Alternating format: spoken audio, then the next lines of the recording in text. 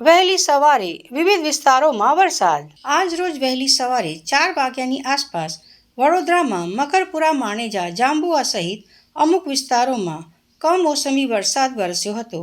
એકાએક વાતાવરણમાં પલટો થતાં વિવિધ વિસ્તારો વરસાદ વરસ્યાનો બનાવ બન્યો છે.